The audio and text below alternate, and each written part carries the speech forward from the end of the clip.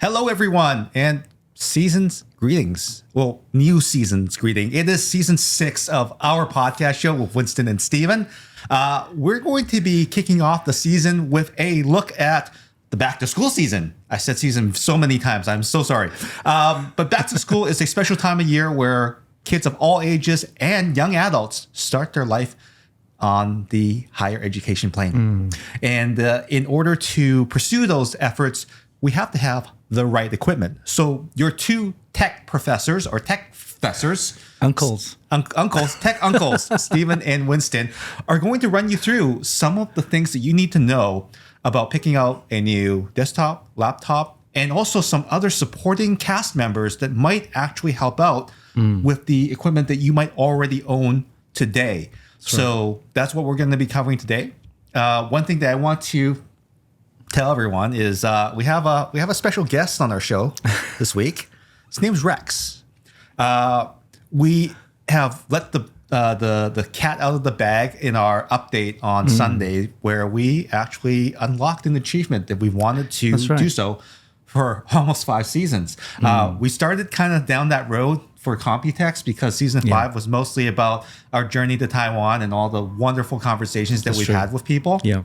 I think that was a very monumental season for us. Yeah. But this is the first time that we've actually had someone or an organization that believes in what we're doing, and we believe in what they do as well too. We're so aligned that we had to get together. So Kingston Technology is going to be helping us help you find upgrades for your desktop, laptop, performance solutions for your existing gear, and also maybe some gadgets that you might not have even considered that could help you in not only your school, but also your everyday life. And we'll be talking about that for the entire season. So we want to thank Kingston for jumping on board with us. And I hope that you find some value from the content that we create with them. And please let us know in the comments if there's anything that you want us to cover from them, because now that we've got our friend Rex, I'm sure that he can help us out with anything that we need to look closer at. Sure. All right. So speaking of back to school, Winston, do you remember your tech stack? Oh my God. From the good old days? What did that look like? Oh my God. So I'm a really oldie goldie, right? So high school, it would be like the BBC Micro, right? You don't heard of it, right? No, you're gonna have to enlighten us because we have the CBC Micro, so we don't know what that is. That's yeah. So in the UK, it was it's called the BBC Micro. Okay. It was more of an educational kind of computer that you find in schools, high schools. All it did was basic programming. It's actually basic. The language basic. So that's what I did. Was it like a screen, or what did you carry it with a handle? Or no, it's one of those. It wasn't like a desktop like you see now. It's flat, like a keyboard. Okay. But inside that unit is where all the circuitry is, right? And you have like I think it's a cable that comes out goes to your TV or your monitor. Okay. It's one of those things. Yeah, I understand. So it's a really old. If you look at the archives, you probably see it. It's called the BBC Micro. All right. So that was like Amiga time frame. Before the Amiga. Before the Amiga. Yeah. Okay. So that was, I think it was an 8-bit machine. Wow. So very, very early kind of stage. Okay. And after that, personally, I had a Commodore 64. Again, keyboard style kind of computer. Yeah. Inside the circuitry and so on. Connect that to the TV. And after that, again, it was 8-bit. My next big jump was personally the 16-bit Amiga. That's when the Amiga came in. 16-bit. Yeah, 16-bit. And Those that's were the days. the graphics card was amazing. Wow. That was it, high school time. So when in college, everything moved on to PCs, right? So I remember my uncle had the first 286, then he moved on to 386. By the time I went to college, it was the 486. Yeah. A PC, Intel 80486, that's what they call it back then. So 486, they didn't have a 586 because after 486, it jumped on to Pentium. That's right. Pentium. That's right. So that's how old I am. Okay. Well, I'm gonna say that I actually started with PC. I started with Windows 3, 3.1, and Warp OS 2. right? So I that remember that. was what I was playing with back then. Doom 1 was the game that we played. Yeah. Wolfenstein I was the remember games that we played. So when I went to university the very first year, I found fellow gamers. And we were really into Doom. Yeah. And when Doom 2 came out, Oh, that was good. our systems were no longer good because I was running a 386 DX 33 with the Math coprocessor. Yeah, that DX, yeah. Didn't help the game though. So Didn't. All we right. needed to figure out a way to help the game. Right. Right. So I told my parents, Mom, Dad, It's just not doing it. my system, it's just too slow. I have to keep going back and forth to the library to use their systems, and I'm so sad. Okay, son, we're gonna go buy a new computer. So I bought myself one of the first Pentium. I think it was 120 hertz. Wow. 100 megahertz. Yep. Megahertz. Megahertz. And it was a Packard Bell that was fashioned after, because this was around when Star Trek The Next Generation came out. Okay. That chassis looked like the Starship Enterprise. Oh. Yeah, it had the same Wow. colorway and everything like that. It was white. Yeah. It was gray. It had the Okay. kind of, like, it was very modernistic, but it reminded me of a Starship of the Galaxy class. But was it Era. beige looking color? No, not Oh, beige. okay. It was the same color as the Enterprise. Okay, nice. So I don't know if that was some sort of weird collaboration, Yeah. but that was the Enterprise PC for me. And Doom 2 got really good. Oh, okay. Yep. And then when Quake Beta came out, Oh God, Quake. Yeah. we had more fun. And we actually put multiple, this is before LAN. Yeah. We actually had phone lines in all our dorms. So in order for us to network, we actually needed to use multiple dial-up modems in our Modems. PC. So That's right. because now that I have a brand new PC with multiple slots, we actually went to the computer store. We bought more than one modem so that I can have all the other systems that were not That's right. networkable. That's right. Plug into my system and my neighbor's system, who he's an IT guy. Yeah. He was really talented. He actually helped me with most of my Turbo Pascal projects. And we networked the entire place with phone lines. Imagine that. Now these days we have Wi-Fi. But in order for us to be able to get those cables around our dorm, we actually had to climb on the outside of the building and throw them to the Yeah. other building. Yeah, all the lines, right? Yeah, cables. All the So- cables. Yeah. You kids have it really good with your Wi-Fi 6E and your Wi-Fi 7. And I love it too. Don't get me wrong. We've come so far. In such a short period of time. But that was basically my tech stack back then. You know, it was the Pentium. It was no phone. No one had a phone No, back then. Like that was very That expensive. was super rare to have a phone.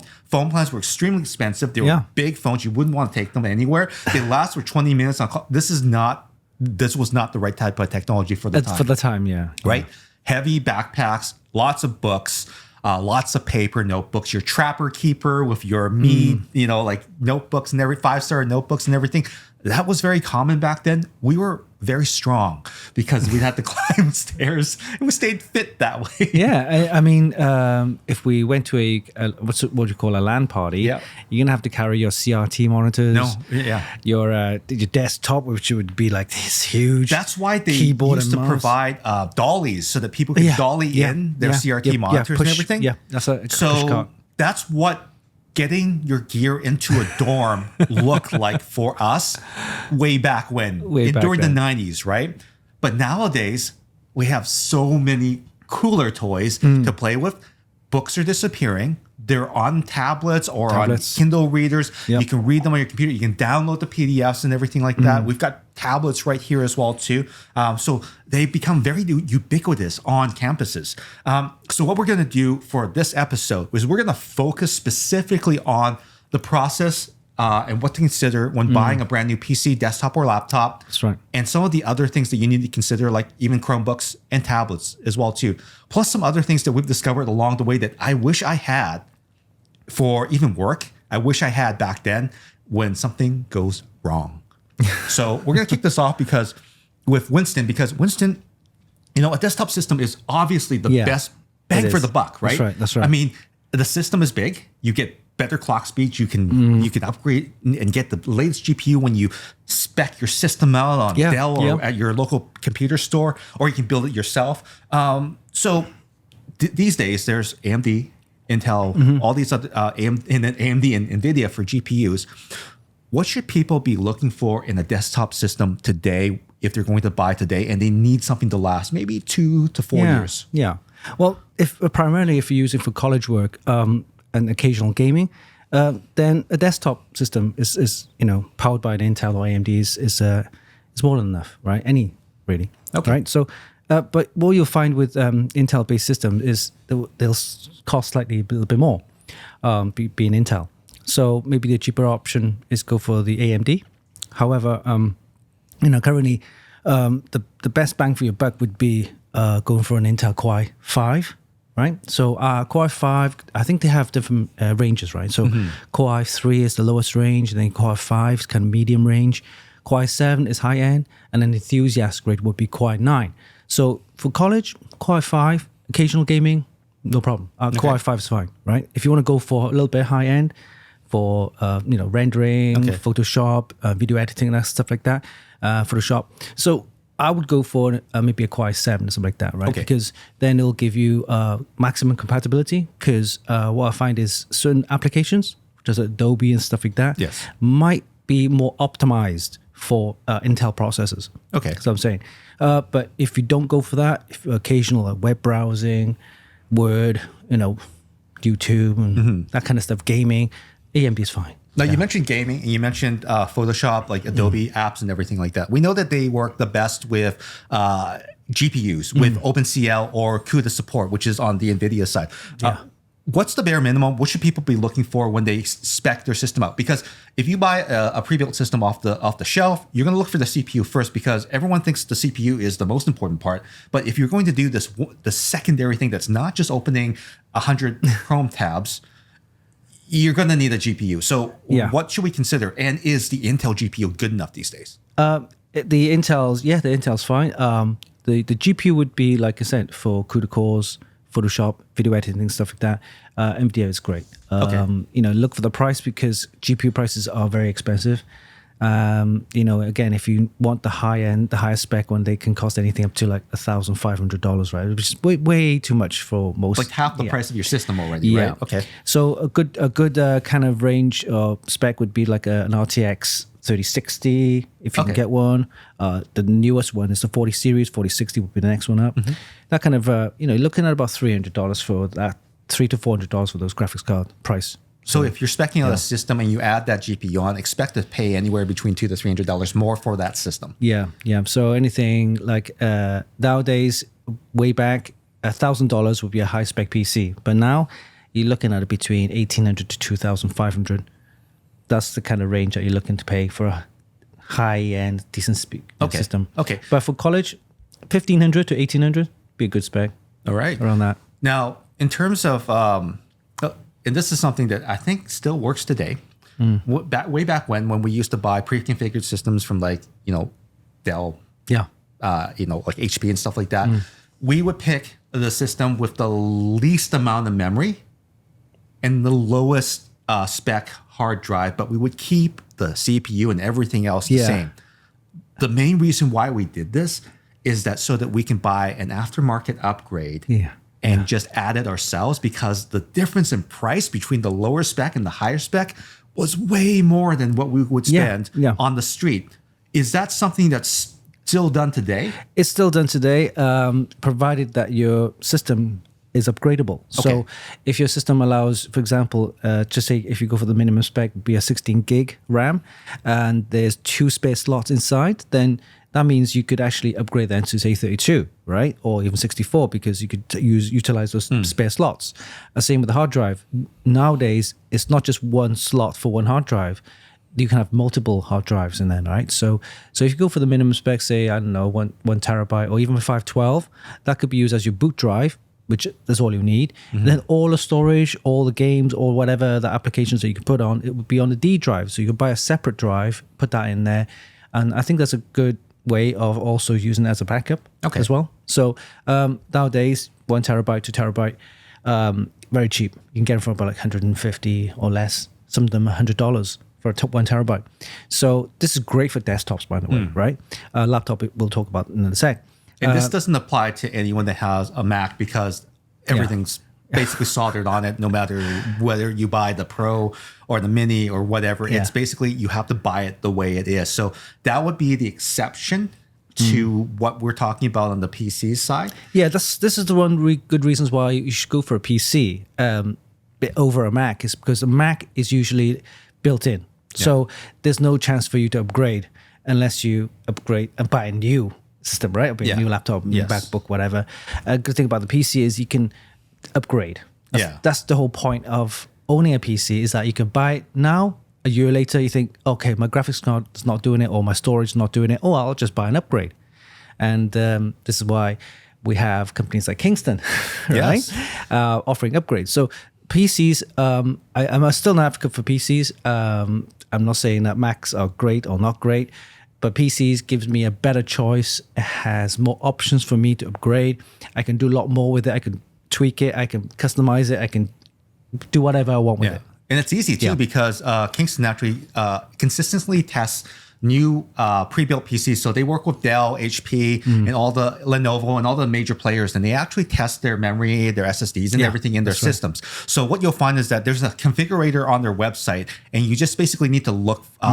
It's set configurator. So you punch in your system, you punch in its specs and everything like that. It should have most of the newer systems and some older systems already set into their database, and you can actually find out which Kingston part numbers work with that system. And these are tested. So you don't have to worry whether or not this upgrade will work. It'll work. Yeah. Another thing is some manufacturers, like the Dell, HP and all that, and also motherboard websites, there is something called a QVL, right? It's a qualified vendors list. And what is that? That is basically when you go into that list, it tells you what for example, Kingston memory or whatever memory is compatible to run with that system or that board.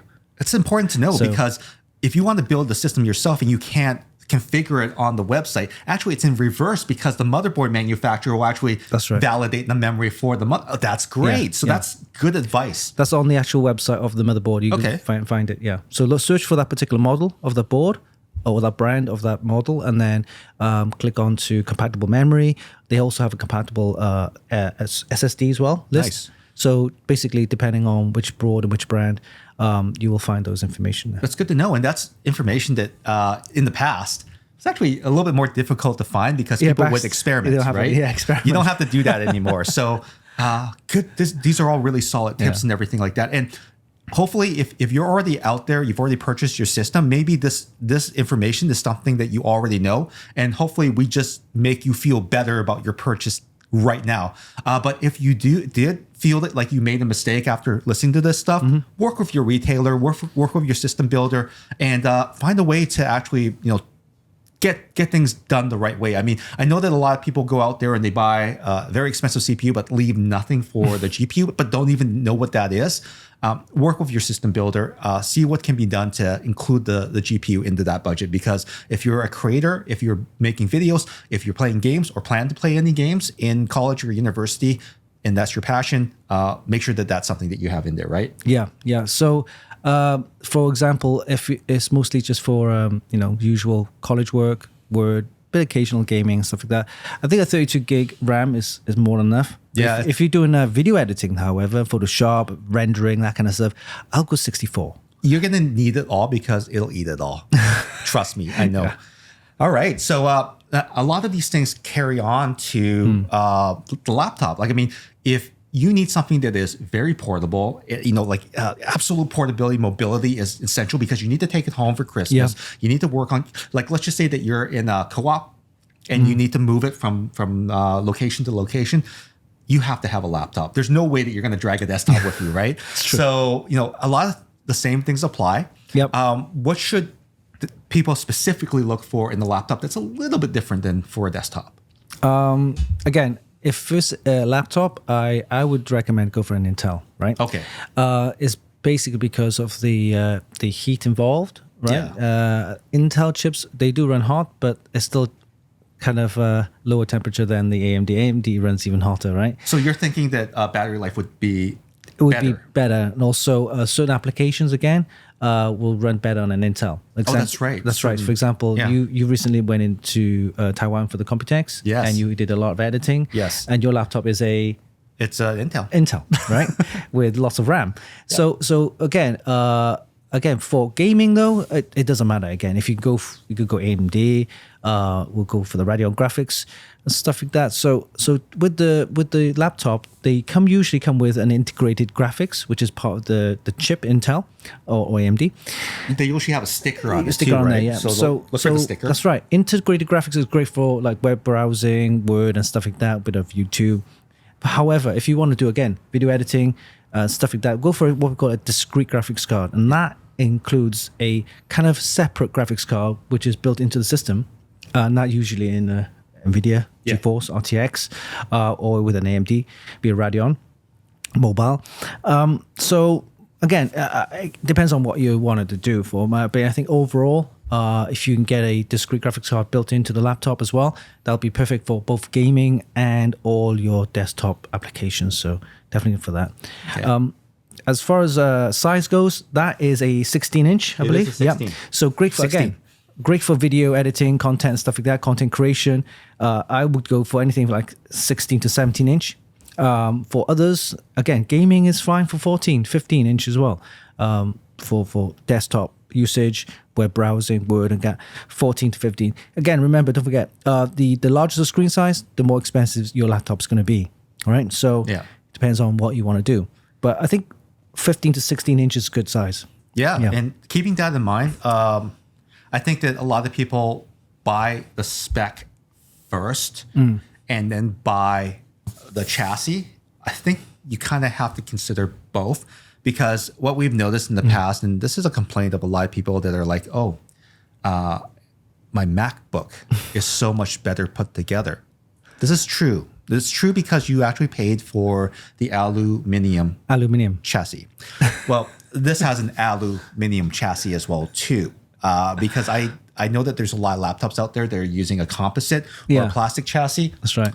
This thing is built just as well as a MacBook, right? Right. Because it's using the aluminum chassis, right? It also helps with the heat dissipation, correct, which helps with the cooling. So don't forget, everything's crammed into that size, right? Yes. So Intel process, AMD process, they're going to run hot, especially 100% load, which means full CPU utilization. And you need definitely cooling for that. So look for something with extra cooling. So air vents, you've got vents at the back, see that?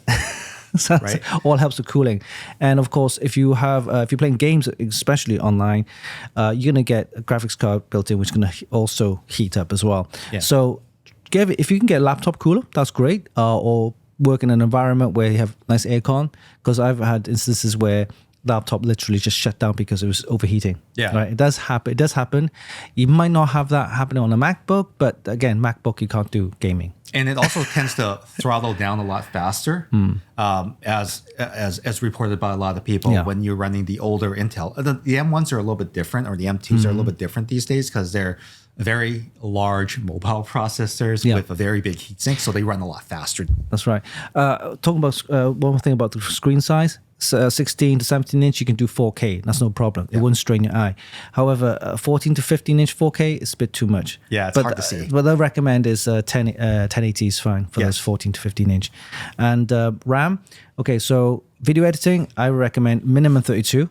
If you can upgrade to 64, great. But everything else, 16 gig to 32 gigs fine on a laptop. I recommend 32. Yeah. So again, how laptops run is with the more memory you have, the smoother it runs. So yeah, because I know you guys out there, you want your emotional support Chrome tabs, and you have 50 of them. They're all up there.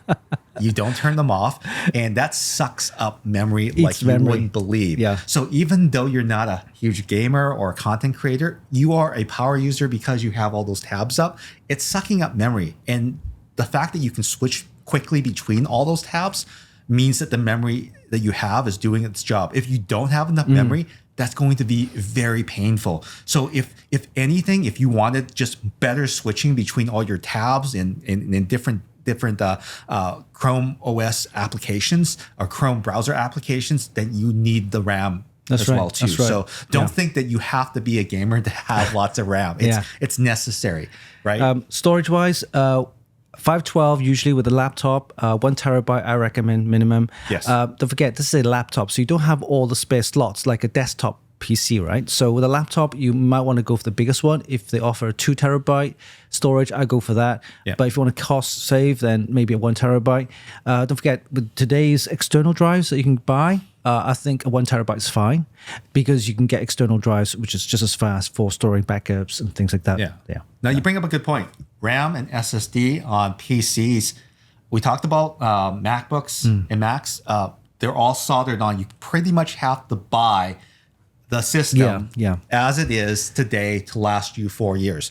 But with a lot of different PCs, you have the ability to upgrade both the RAM and also the SSD. In fact, this particular system right here, it actually has 2 SSD slots in it. Spare ones?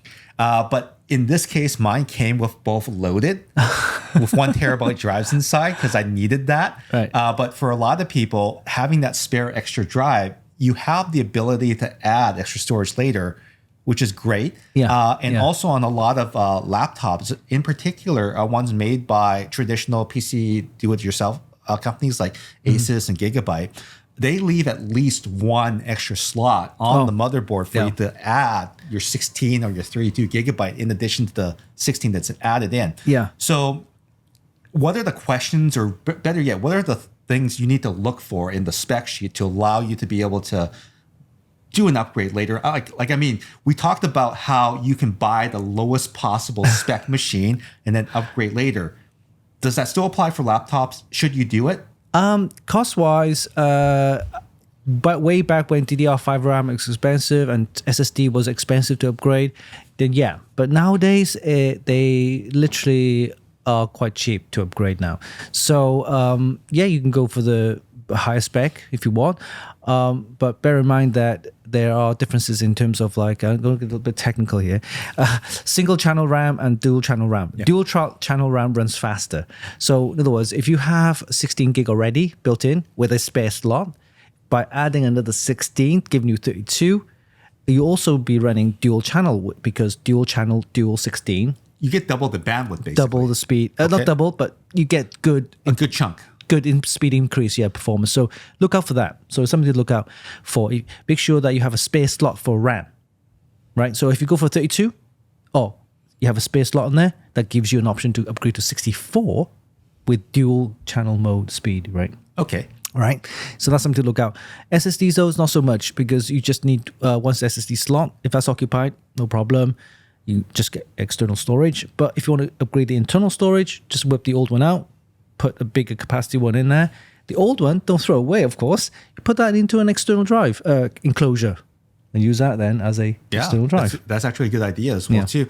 And because most laptops these days, they come from one of the major companies, Lenovo, HP, Dell, Asus, Gigabyte, they all make laptops. One of the neat things about, our partner here, Kingston, is that they actually, like what they did with the pre-built systems that we're talking about on desktop, they actually test all of the laptops that have compatibility with their memory products, right? So if you're looking for a new SSD or RAM upgrade, you put in your system, you put in what it is, it'll tell you what they have in their catalog that's completely compatible. So you have a really good experience by just popping it in. And if they can recommend that upgrade, chances are it's probably something that they've already done internally, and it's got a, depending on how difficult it is to reach these components, it's usually a relatively easy upgrade. And if you go on YouTube or even the manufacturer's manual, it'll show you how to pull it apart. Provided that you've use some common sense, ground yourself, use a proper screwdriver and everything like that. These upgrades are very easy on that side. We won't touch on that too much because we're going to touch on that more in an upgrade show, but Kingston's got your back on which upgrades are available in their catalog for an optimal configuration. Yeah. And also, if you are looking for just something for an older system, they've got your back too, all the way back to DDR2, I think. Yeah, really? Yeah, I think some products. I saw some DDR3. Yeah. Well, again, it's worth exploring their website at kingston.com for those things, right? Especially if you're buying a new system right now and you're like, hey, I'm buying the system. I see a configuration that's much, much, much cheaper by going with less RAM and less SSD, but I know I can upgrade that. Just head to the website, punch in the model number, and see if they have the upgrades available. Yeah, and then yeah. look at the price of those upgrades on any of your Canadian PC upgrade computer store retailers and see if that's worth it. Because if you save half the money, that's great. yeah. It's true. Perfect. All right. So, I mean, one of the things that we should probably also talk about is before we get too far in here is you've got this laptop, Right. like you got this laptop. It's chunky, but it's chunky, but it's light. It's Pretty powerful. light. It's powerful. Don't forget to actually store this properly. Okay. Our friends at Kingston actually brought this up, and this is a very good point. Okay. Is that if you're carrying around a laptop all day long, it moves a lot. The hinges get stressed in the wrong type of bag, right? Simply dropping it in there with no padding on the bottom, you're going to wreck your system. So make sure that you invest in a good bag. My recommendation for Vancouver, our friends in California that recommended that don't see a lot of rain, but in Vancouver, in the wet coast, what I recommend is definitely get something that has a really dense weave, or that that is weather resistant, water resistant to carry your laptop, because moisture is a huge enemy of any electronics. Yeah, that's so true. look for That's that. true. A lot of new gadget bags actually are built that way. They have compartments on the inside for your tablet and also your laptop. Yeah. And they have a suspension on the bottom that never touches the ground. You need to look for that. Yeah. Protect your investment, all right? So that was a really great tip from our friends at Kingston. True. Even in its product that they don't even sell. But it also might be something that they let us know. Yeah, that that's right. They maybe make they're one. thinking about it. Who knows? Yeah. All right. So one thing that a lot of back to schoolers are looking for these days, and this is mainly because a lot of school districts like this technology, is the Chromebook. Right. All right. Now, I have elementary age children, and I have one child that's going to high school. Yeah. They use two types of different technologies, basically. In high school, they're either on MacBooks or PCs, and in elementary school, they are only using Chromebooks. Right. Right. Yeah. So I have three kids. That two kids are in Chromebooks right now. A third has graduated to a PC, but I have at least two machines in the house. Yeah. That will actually three machines. Oh my goodness, three machines that I'm going to have to recycle at some point. So I know that Chromebooks are great for elementary school kids because it's literally the perfect tool for control, because you need to control what they're looking at. You need security updates on the fly. Yep. It's built on Chrome OS. It gets updates for at least 4 years minimum from the date of manufacture. Keep that in mind, not the date of purchase. So if the machine that you bought was manufactured in 2022 and you bought it in 2023, that means that all of the updates will end in 2025 sometime. Right. So you missed out a year on. You missed that year. Okay. So it's best to buy a Chromebook fresh if you can. And these things are cheap. Like they're $200 for a 11.6 or 13-inch machine. It's hard not to consider them, but there are obvious deficits. I want to ask you something about that. Can you upgrade them? Some, but it's very rare. Okay. And the funny thing is that they end up, if you look at the memory and also the SSD or the storage in them, they're using the least fast version of all of that. Oh, the lowest spec. The lowest possible spec. Because if you think about it, Chrome OS runs all in memory. That's why it takes up so much memory on your Chrome browser. So as long as you have enough memory, it's fine. But you still need to buy a machine that's able to open those 50 emotional support tabs that you need, right? And kids, they forget. Like when I'm looking at my kid's laptop, there's like 100 tabs open. It's like, hey, why are there 100 tabs open? I forgot to close those. Why is it so slow?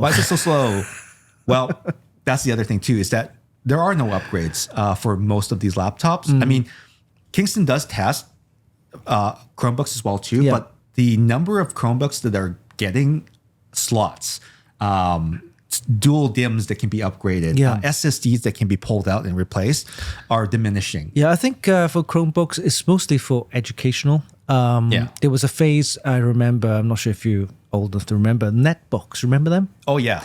That was again could be used as an educational tool, but it was a 7-inch mini laptop type of style. EPC. It was tiny, right? It was this big. Yeah. It had its own LCD screen. It had its day. It looked cool. It was great. It was compact, mini. You could leg it around. It was pre-tablet days, by the way. Yeah. So it was something that people would use, fast, convenient, and it had its phase. It had its use. Yeah. I think it was just a phase that people moved on to. I mean, Chromebooks, great for education, I think, like I said, for the kids, elementary and stuff like that. So, but I, as an adult, though, or going through college, I would avoid Chromebooks. Great for kids for under 10 years or under. Yeah. Great for web browsing, emails, watching a bit of YouTube. That's what kids do now these days. Because the process isn't powerful enough, right? No. Especially today's CPU intensive applications, photo editing, video editing, and stuff like that. So, if you don't do any of that, Chromebooks is fine. And some social media sites like Facebook, when they use up a lot of memory, it crashes like crazy. So I would say that Chromebooks are great if you buy one that's fresh, that's high enough spec, and all you do all day long is just browse social media sites, and that's all you do. But if you do anything more than that, even opening any of the web-based video editors or anything where it starts to use a little bit more, the Chromebooks really do fall down, and they have the expiry date, and you can't upgrade the OS because now you lose all. Like, you can still keep using a Chromebook. The problem is that you're no longer protected. The security updates are no longer being taken care of. If you have kids in 10 years under, fine, go for it. Yeah. Go Chromebooks. So it might be mandated as well too, and the school might just give one to you. Oh yeah. So there's that as well too. So it's up to the school district to refresh the machines for you, but you might not get a great looking one because it's been beat. The build quality on a lot of the Chromebooks, not great. Yeah. Okay. Not recommended for college students. By the No, way. don't go to college with a Chromebook. You will regret it. All right. Okay. All right. So where do tablets fit in now? Oh, tablets are great. Yeah. I'm using one right now. I'm using one right now too. It's great for traveling as well. Battery lasts forever, for me anyway. Yeah. I just need to charge it maybe twice a week, if that. Yeah. I'm watching YouTube videos, Netflix, amazing because it got a bigger screen to look at it. Emails, I can do emails all day long. Good battery life, of course, and bigger screen.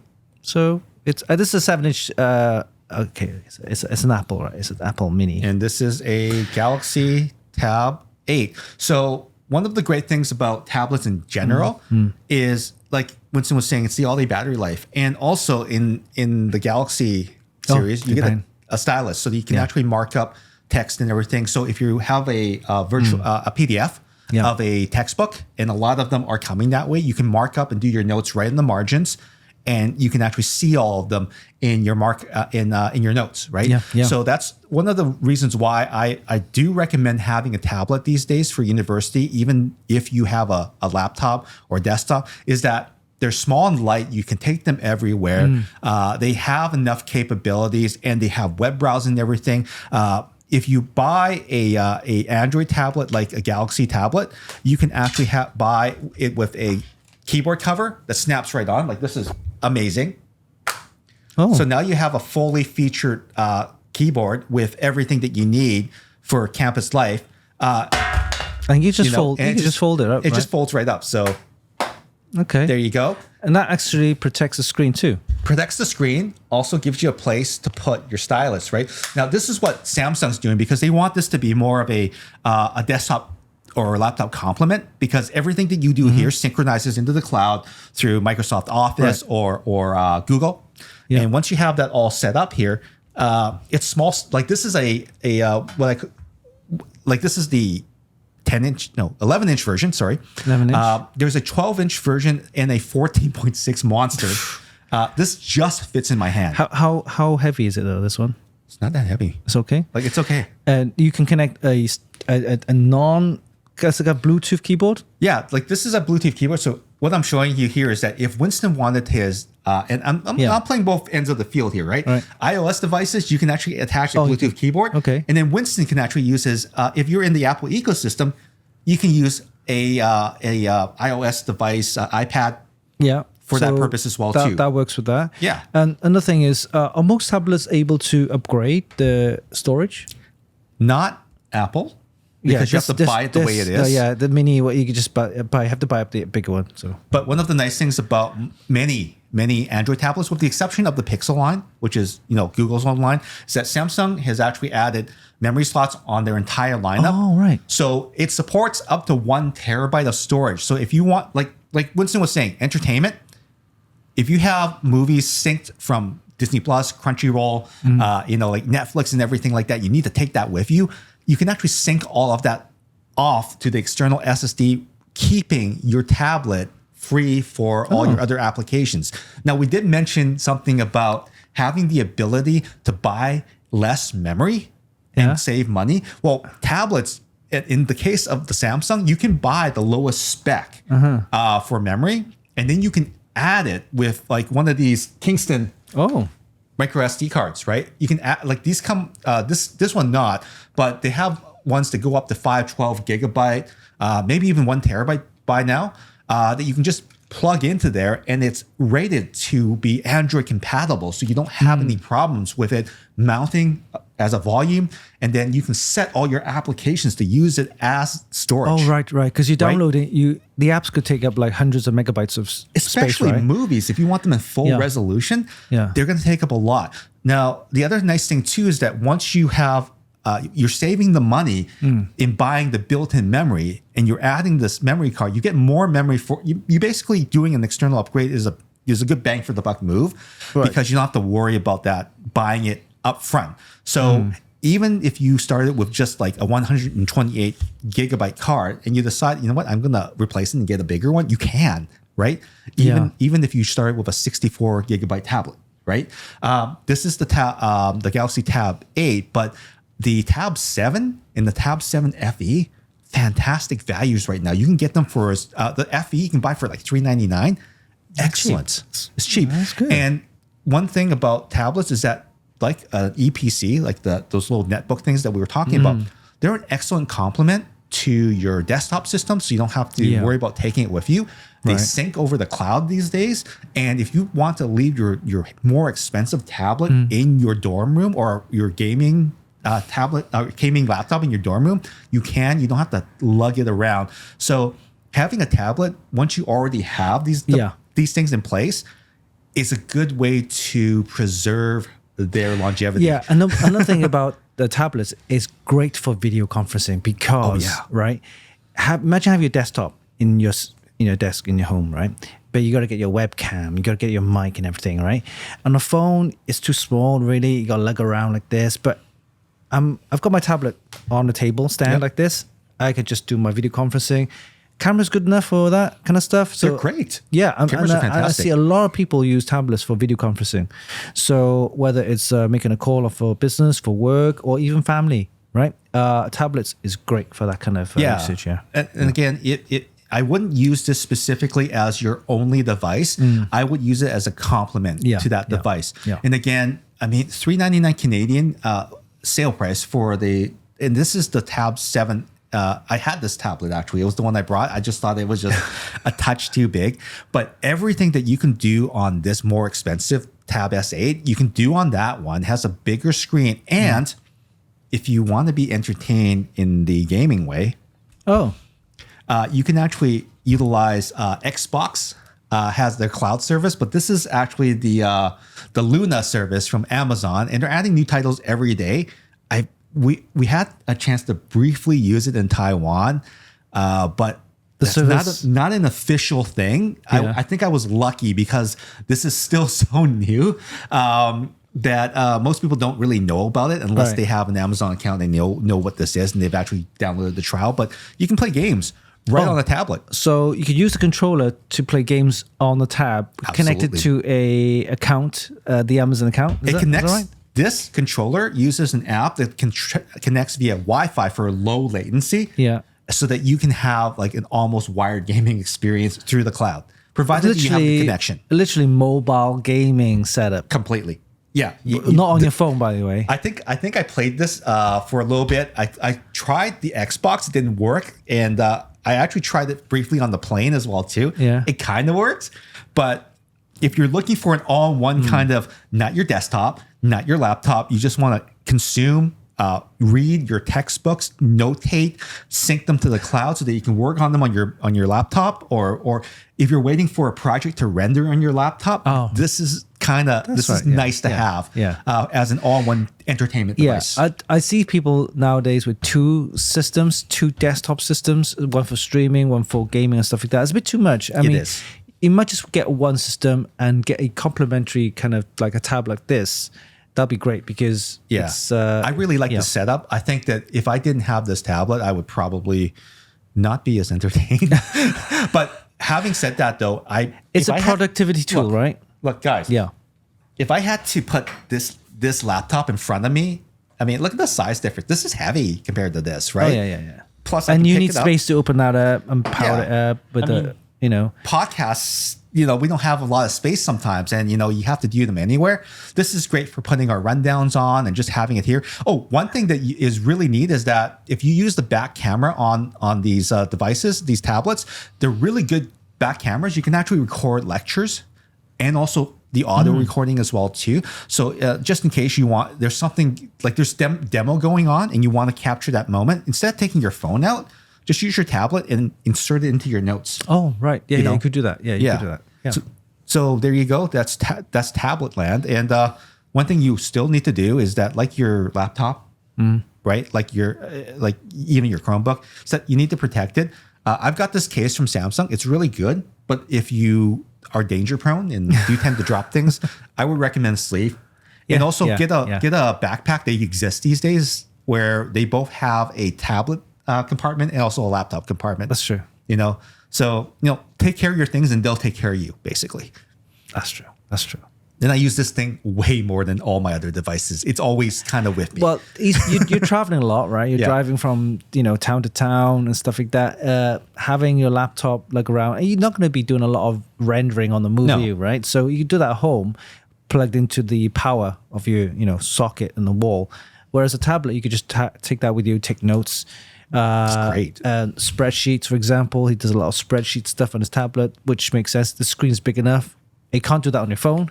No, you don't want to do that on the tablet. But again, you're not going to lug a laptop around just to do your Excel, whatever. Yeah, so, like when I traveled, the last time I traveled, I basically, this was my this was my setup. Yeah. And because Samsung actually has something called DeX, which is their desktop environment, it looks like Chrome OS. It really does. You just dock that to the DeX, right? Yeah, and it gives you the keyboard and mouse. There's a mode that basically utilizes the keyboard and the trackpad in such a way that it's like a desktop, like a laptop. So there you go. No need for anything else unless you're in school. But even if you are in school and your environment is mostly Microsoft Office or even Google Apps, you might actually be able to get away with a tablet, but it's not recommended. I just don't want to set that expectation. I mean, you probably could do it for a while maybe if your laptop was in the shop and you needed a backup device, and that's important to have when you're in school, because what if your assignments are on here? Well, they're synced to the cloud. I can't work on my phone. Tablet. Yeah. Good thing is, if you work on Microsoft a lot, I would recommend getting the Microsoft Cloud service, because the package that you get, I think it's $99 $79 to $99. Yes, students pay less. Yeah, for a year. It's a monthly subscription. Yearly subscription. You get 1 terabyte. It's a lot. Yeah, 1 terabyte storage on the cloud. Yep. Which means, and you can have like 3 or 4. I think no, 5. If you get the family plan, right? I think $119 for a year for family. I could be wrong on this. Don't quote me. But $119 for your entire family to have an account each, up to 4 or 5 accounts. Yeah. And it's terabyte storage shared across between all of them. So that's a lot of storage, and you could just share notes and share documents. Absolutely. So it's a great competitor in spaces where you don't have Google Apps as the option. A lot of schools are moving back to Microsoft because they offer the cloud service again. but it's good to have options. And, and Google's still free, right? It so is, if you need to yeah. move back and forth, and it's cloud-based. 15 gigs for Google. Yeah. Which is still okay, but like more is better, right? So I want to talk about something that has become more prevalent in the space recently, and that's the fact that a lot of people want to be content creators. Yeah. I myself am a content creator, so is Winston, and probably so are many of you out there as well too. But one thing that us content creators kind of forget a lot because we're moving so quickly is backing stuff up or having reliable external storage. So, as a former tech TV show host and also producer, sometimes we just forget to back up that card and we want to rush to edit. But in reality, we should have backed everything up, duplicated those cards, and then sent that to the editor. Yeah. And it's mainly because it used to take so long, right? Because hard drives take a long time. But luckily, because we've got, even my tablet has a USB-C port on it that's pretty fast. My laptop has a USB Thunderbolt 4 port and USB-C ports on it. So it's really fast for backing stuff up. And it's got multiples of those. So if you plugged in 2 drives, you can duplicate that drive on the fly.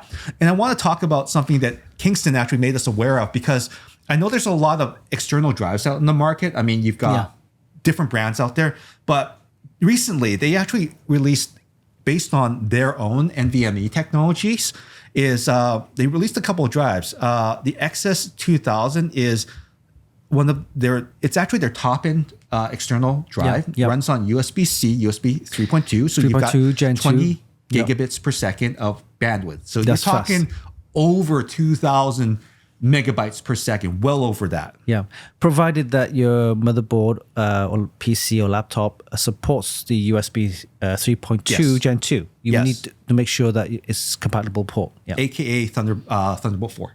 Yeah. Right? Yeah. So that's something you need to be aware about. USB 3 will still give you well over 500.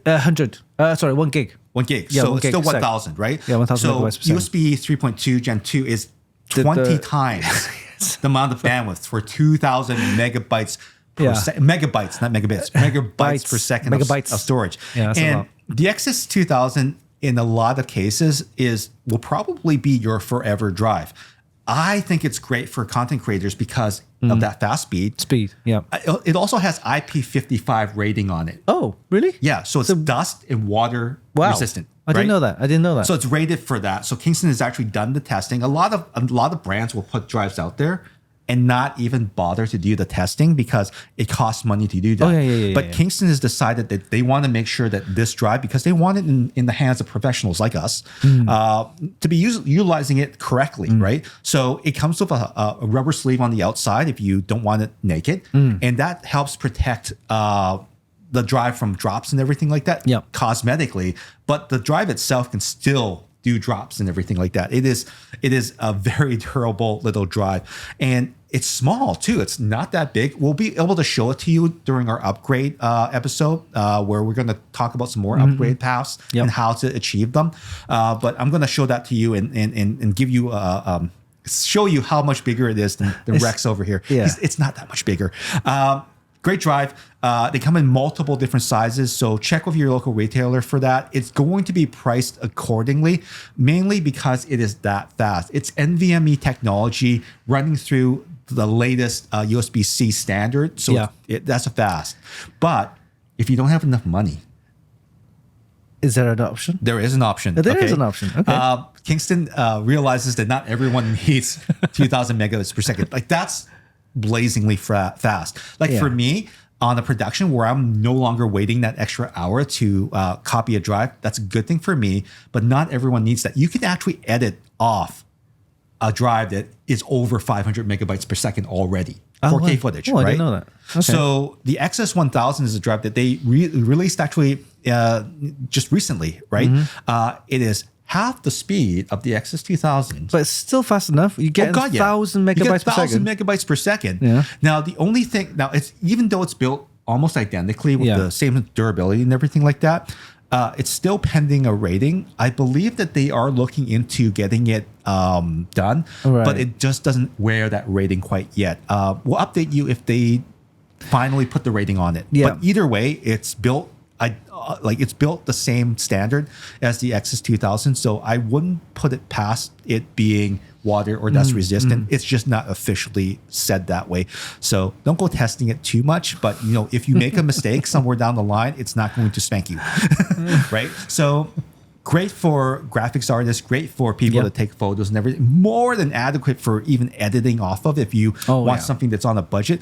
But primarily, I would love to have this just as a secondary backup because if you have an XS2000 already and it's fast, you've already copied everything onto that. You can wait a few more minutes to copy it onto the XS1000. Yeah. I think for me anyway, most people would have this work system, like a laptop or desktop. Yes. And they would have an external drive such as this as a work storage device where they have all the raw files or their clips, video clips, and then have that stored on the external drive like this, and just plug that in and just pull those files, those clips when they want to edit at the main system. So I think that's, and the good thing is you have those clips backed up on the external device already. Yeah. Okay, so you could use that then anytime, or you could take it. I could go down to Stephen's house. Hey, there's the drive. It's all the files in there. Yeah. Or I could go to another friend's house, have it in the system, just plug that in, way to go. On the production environment, the most frustrating thing is actually running around with drives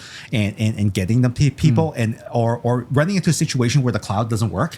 So having a physical drive and a duplicate copy of it to pass to the editor on site is actually great. And these little drives don't take up a lot of space. They're super fast. They're really durable. If you are in film school now, if you are a content creator right now, you're in school, don't forget to back up. It's heartbreaking when your stuff goes away. One more thing is for me, before we started working with Kingston, I actually got one of these things here. This is called this is really neat. The Kingston Workflow Station here. This is a fantastic device because it's like a mega dock. Like these little things kind of pull off, and this modularized system can have up to 4 of these in here. So one of these is USB-C and USB-A. So I can plug in external drives from my Blackmagic camera or a USB drive that someone's given me with some assets. This one here is micro SD. So if I'm pulling stuff off my drone or my GoPro, perfect for that. Or a Rodecaster that we use for recording the podcast, or micro SD card as well. Actually, this is full-size SD cards. Yeah. So off of the camera that we're using to record this podcast, everything's right here. One more thing. These little individual modules can be used as standalone. They're USB-C. They're standard USB-C. Standalone. You can use this as a standalone little unit, but put them together, it's a mega dock. Yeah. And this mega dock here supports USB USB 3 Gen 2. So it has up to 20 gigabits per second of bandwidth. I've tested this before. It does run up to the maximum. Does it need power? It needs power. Okay. There's a power brick that comes with it, and a USB-C cable that comes with it. I didn't know Kingston made this. So this whole package, is that new? I'm seeing this before. No, it's been around for the last 2 years. Oh, really? But people don't know about it, and I want to make sure that people know about it because I use this every day. And this is before Rex helped us out with all of this. So this is something I need to recommend. I'm really interested in this because it's got everything I need. I can just whip one of these out. I take it on the road. Yep. I'm on a drone day today, so I'll whip this micro SD card with the drones and the GoPro. Yep.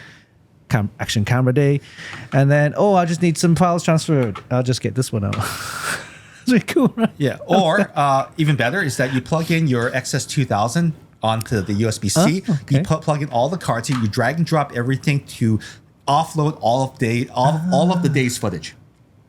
Really handy. Okay, cool. Look for this at your retailer. They are available. Amazon as well too. I think it's worthwhile if you're a content creator. Does it come with all the modules? You can buy them separately, or you can configure it with all of them. There's kits out there. Right. Some retailers carry different ones for different purposes, right?